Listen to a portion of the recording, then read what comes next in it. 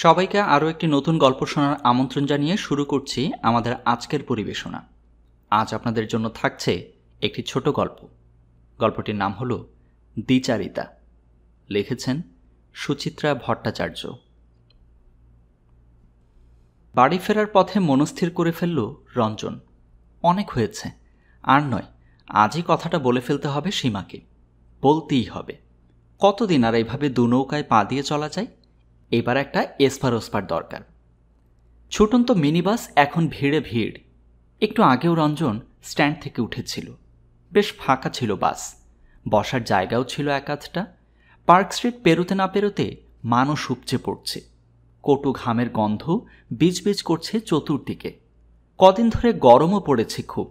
জানলার ধারে বসেও ঠিক যেন আরাম হচ্ছিল না রঞ্জনের।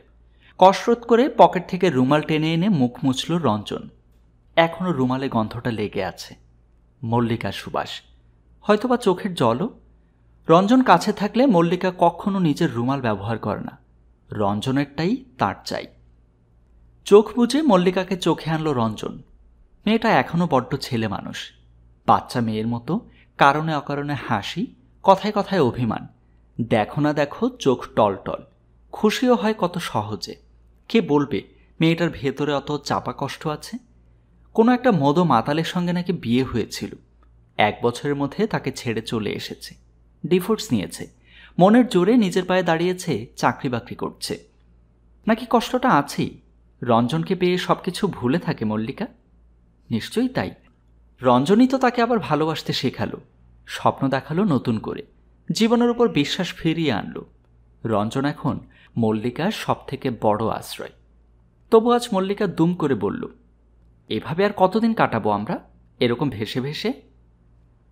রঞ্জন কাছে টেনেছিল মল্লিকাকে। কেন হঠাৎ আজ এ কথা মনে হলো কেন? অফিসে সব জানাজানি হয়ে গেছে। মঞ্জু দি আর জিজ্ঞেস করছিল তোদের সম্পর্কের পরিণতি কি। তুমি কি বললে?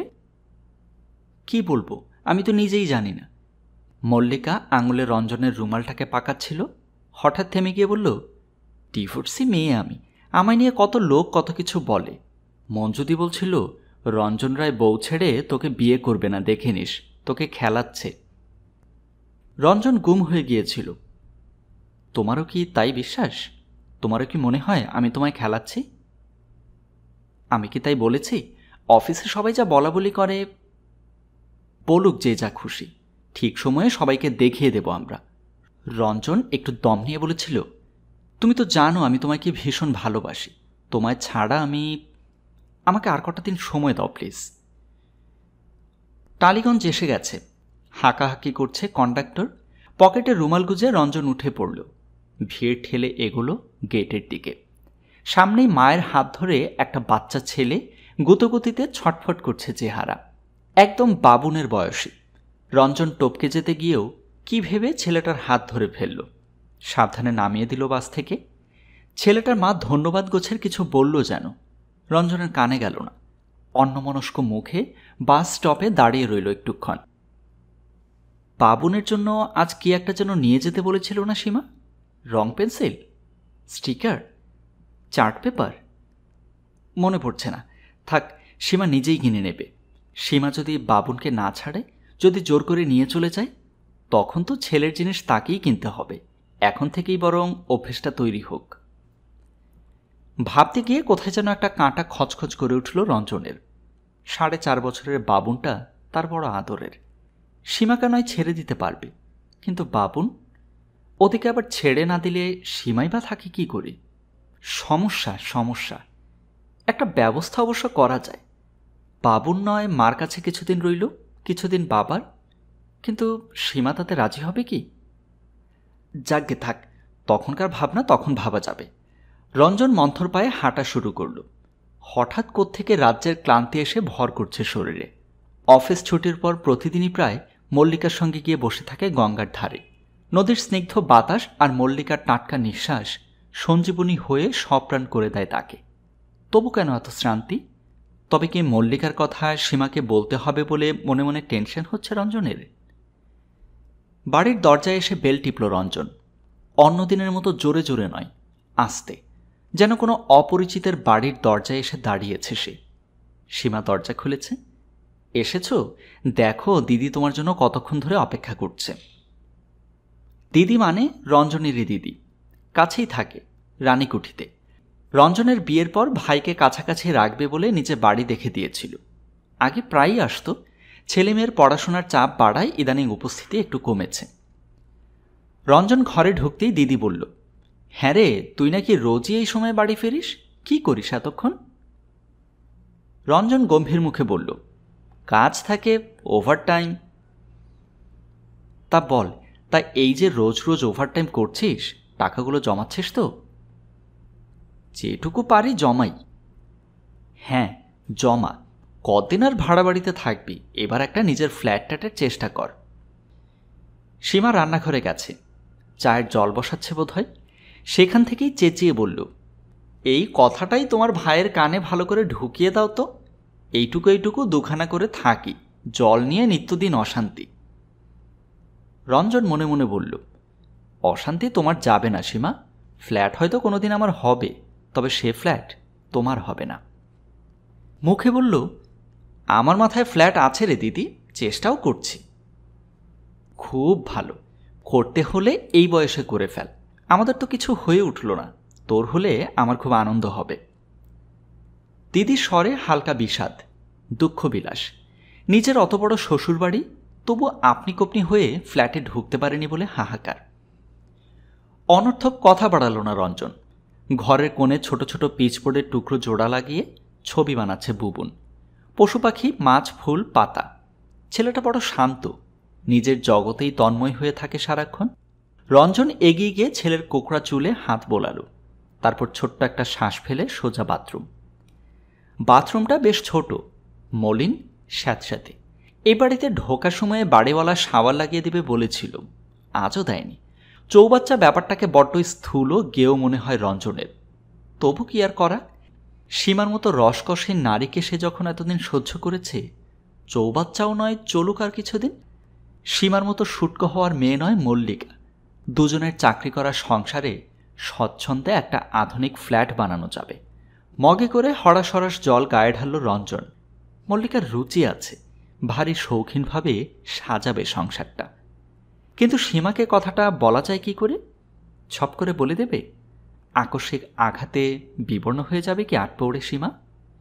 গায়ে সাবান ঘষল রঞ্জন। ঢলে ঢলে সারাদিনের ক্লেদ তুলছে দেহ থেকে। রইয়ে সইয়েও বলা যায় সীমাকে, যাকে কিনা বলে আস্তে আস্তে ভাঙো। এ কথা সে কথার মাঝে অল্প ইশারা ইঙ্গিত দিয়ে তারপর পুট করে এক সময়। তোয়ালেতে গা মুছতে মুছতে রঞ্জন আবার একটা শ্বাস ফেলল। বেচারা সীমা। বাথরুম থেকে বেরিয়ে চা খেল রঞ্জন। দিদির সঙ্গে টুকটাক গল্প করল। দিদি চলে যাওয়ার পর আয়েশ করে সিগারেট ধরালো একটা, লম্বা লম্বা ধোঁয়া ছাড়ছে। বাবুন টিভিতে মগ্ন এখন, কার্টুন চ্যানেল। চলমান ছবি দেখে ছেলে কখনো হেসে উঠছে নিজের মনে, কখনো বা চোখ বড় বড়। রঞ্জন ছেলেকে ডাকল, কি রে বাবুন, আমার সঙ্গে আজ একটাও কথা বললি না যে? বারে, তুমি পিসির সঙ্গে কথা বলছিলে। এখনো তো বলছি না। বারে, টিভি দেখছি যে। রঞ্জন বলতে চাইল, আমায় ছেড়ে তুই থাকতে পারবি তো বাবুন? স্বর ফুটল না। ছেলের এই নিমগ্ন ঘোর কাটিয়ে দেওয়া বড় বেশি নিষ্ঠুরতা হয়ে যাবে। সীমা পাশে এসে বসেছে। ছেলেকে বলল, তুমি কিন্তু আজ সন্ধে থেকে একটুও পড়াশোনা করলে না বাবুন। বাবুনের চোখ আবার টিভিতে। বারে, বিকেলে তুমি তো 1 2 3 4 লেখালে, আর রাইমসকে মুখস্থ করবে? আমি সব রাইমস জানি। বলো তো দেখি। বাবুন শরীর মোচড়াচ্ছে। রঞ্জন ইঙ্গিতময় সুরে বলে উঠল, ছেলে নিয়ে তোমায় অত চিন্তা করতে হবে না সীমা। বাবুন খুব ইন্টেলিজেন্ট, দেখো ও একদিন ঠিক শাইন করবে। যত ইন্টেলিজেন্টই হোক, ঘষা মাজা না করলে কিচ্ছু হয় না। সব হয়ে যাবে। তোমার তো খালি ওই এক কথা, বাবুনকে সামনের বছর বড় স্কুলে দিতে হবে, সে খেয়াল আছে? দিও। কোন স্কুলে চেষ্টা করা যায় বলো তো? তুমি কোথায় দিতে চাও? আমার তো বাবা সেন্ট পিটার্সই বেশি পছন্দ। শখ কি বাপস, ওই স্কুলে ভর্তি করতে কম করে 20,000 টাকার ধাক্কা, তাও যদি চান্স পাওয়া যায়। সীমা অত টাকা পাবে কোত্থেকে? অবশ্য রঞ্জনও দিয়ে দিতে পারে। আইন মোতাবেক খরপোশ তো কিছু দেওয়াই উচিত। তাছাড়া বাবুনকে বড় করার দায় রঞ্জনেরও আছে, এ কথা সে অস্বীকার করেই বা কী করে? এখনই কি কথাটা বলে ফেলবে সীমাকে? বলাই যায়, এটাই বোধহয় প্রকৃষ্ট সময়ও। রঞ্জন মনে মনে শুরুটা ভেজে নিল। তোমাকে একটা কথা বলার ছিল সীমা। কি? সীমা ফিরে তাকিয়েছে। কথাটা একটু সিরিয়াস, তোমার খুব ঠান্ডা মাথায় শুনতে হবে। পলকের জন্য ভুরুতে ভাঁজ পড়ল সীমার। পলকে মিলিয়েও গেল, সহজ স্বরে বলল, সত্যি সত্যি কোনো ফ্ল্যাট বুক করেছ নাকি? না। অফিসের কোনো প্রবলেম? না। রঞ্জন সামান্য অসহিষ্ণু হল। অন্য কথা? তাহলে পরে বলো, আমি আগে বাবুনকে খাইয়ে দিই। সীমা উঠে রান্নাঘরের দিকে যেতে গিয়েও থমকালো। তুমি রুটি খাবে তো, না ভাত? রঞ্জন হতাশ, চোখ বুজে ফেলেছে। রুটিই করো। কাজের পর কাজ চলছে সীমার। বাবুনকে খাওয়ানো রীতিমতো সময় সাপেক্ষ কাজ। অনেক সাধ্য সাধনা করে ছেলেকে বকে ধমকে সেই পাট চোকালো সীমা। ফের রান্নাঘরে গিয়ে খানাস্টেক রুটি বানালো। ফ্রিজের হিমায়িত খাবার বের করে গরম করছে, দুধ জাল দিল। তারপর স্বামী স্ত্রীর নৈশাহার সাজাচ্ছে ডাইনিং টেবিলে। রঞ্জনের সিরিয়াস কথা শোনার তার এখন সময় কোথায়? না, খেতে বসেও প্রসঙ্গটা তোলা গেল না। রোজ রোজ বাজার থেকে পটল আনছে বলে উষ্মা দেখাতে শুরু করল সীমা। কৈফিয়ত দেওয়ার ভঙ্গিতে বাজারের হাল বাজার তো শোনাতে হলো রঞ্জনকে। তার মধ্যে ঝুপ করে সীমা ইলেকট্রিক বিলে চলে গেল, সেখান থেকে রেশনে। এই সপ্তাহে রেশন নাকি ডবল চিনি দিচ্ছে। রোববারের ভরসায় থাকলে সব চিনি হাপিস হয়ে যাবে। সুতরাং রঞ্জন যেন কালকেই... রঞ্জন ক্রমশ অধৈর্য হয়ে পড়ছিল। কথাটা কি তবে আজ বলাই যাবে না? বাবুন ঘুমিয়ে পড়েছে। খাওয়া সেরে ছেলের পাশে এসে আধশোয়া হলো রঞ্জন। চোখের সামনে মল্লিকা হাজির আবার। মল্লিকাকে সত্যি ভালোবেসে ফেলেছে সে। বাসতেই পারে। বউ বাচ্চা আছে বলে কি রঞ্জনের আর কাউকে ভালোবাসার অধিকার নেই? একজনকে ভালো লাগছে, আরেকজনকে ভালো লাগছে না। যাকে ভালো লাগছে তার সঙ্গে থাকতে চাওয়া কি পাপ, অন্যায়? সমাজ চোখ রাঙাবে? সমাজকে কেয়ার করে না রঞ্জন। মল্লিকা মিশে গেছে তার অস্তিত্বে। মল্লিকা বিনা বেঁচে থাকা এখন রঞ্জনের পক্ষে অসম্ভব। সীমা ঘরে এলো। রঞ্জনের জন্য গ্লাসে জল ঢাকা দিয়ে আয়নায় চুল বাঁধতে বসেছে।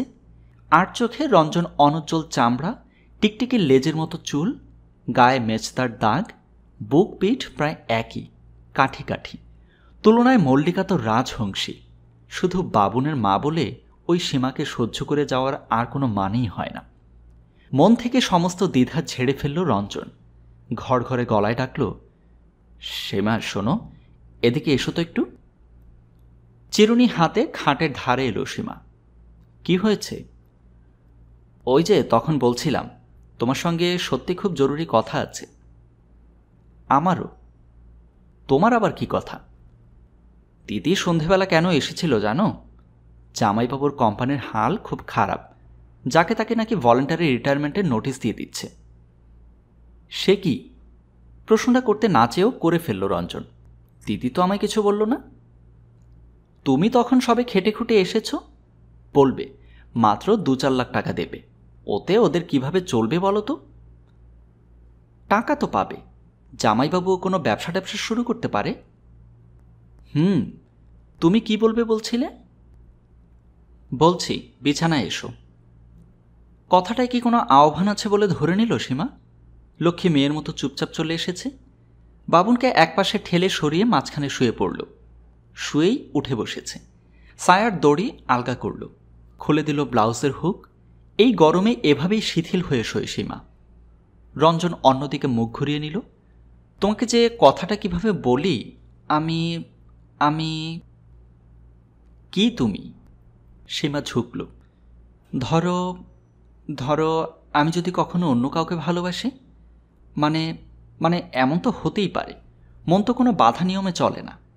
একদমে বলে ফেলেই সীমার চোখে চোখ রেখেছে রঞ্জন। তেমন হলে তুমি কি করবে? সীমা স্থির, অপলক চোখে দেখছে রঞ্জনকে। রঞ্জন তোতলা হয়ে গেল। কি কি দেখছো? আমি কি আর কাউকে ভালোবাসতে পারি না? পারো কি? সত্যিই পারো? যদি পারি তুমি তাহলে কি করবে? বলেই রঞ্জন একটা বোকার মতো কাজ করে ফেলল। খপ করে চেপে ধরেছে সীমার হাত। তুমি আমায় ছেড়ে চলে যাবে? সীমা ফিক করে হেসে ফেলেছে এবার। মুরতটা আগে দেখাও, তখন ঠিক করব। বলতে বলতে আরও ঝুঁকছে, হাত রেখেছে রঞ্জনের খোলা পিঠে। এমা, এই তোমার এখানে কি হয়েছে? রঞ্জন আরও বোকা হয়ে গেল। কি হয়েছে? ইস, একেবারে চাপড়া চাপড়া হয়ে গেছে। সীমা হাত বোলাচ্ছে পিঠের মাঝখানটায়। নির্ঘাত গরমের থেকে হয়েছে। ইস, জ্বালা করে না তোমার? দাঁড়াও, একটু মলম লাগিয়ে দিই। আঙুল নড়ছে পিঠে, নাকি জাদুকাঠি? রঞ্জনের শরীর অসাড় হয়ে এলো, মনটাও। উফ, ভালোবাসি বলার থেকেও ভালোবাসি না বলা কেন যে এত কঠিন। গল্পের সমাপ্তি এখানেই। এতক্ষণ আপনারা শুনছিলেন সুচিত্রা ভট্টাচার্য রচিত একটি ছোট গল্প দ্বিচারিতা। আশা করছি সবাই উপভোগ করেছেন। পরবর্তী নতুন এরকম আরও বেশি গল্প পেতে আমাদের চ্যানেলটি সাবস্ক্রাইব করে পাশে থাকা বেল আইকনটি ক্লিক করে রাখুন। সবাইকে ধন্যবাদ জানিয়ে আজকের মতো বিদায় নিচ্ছি।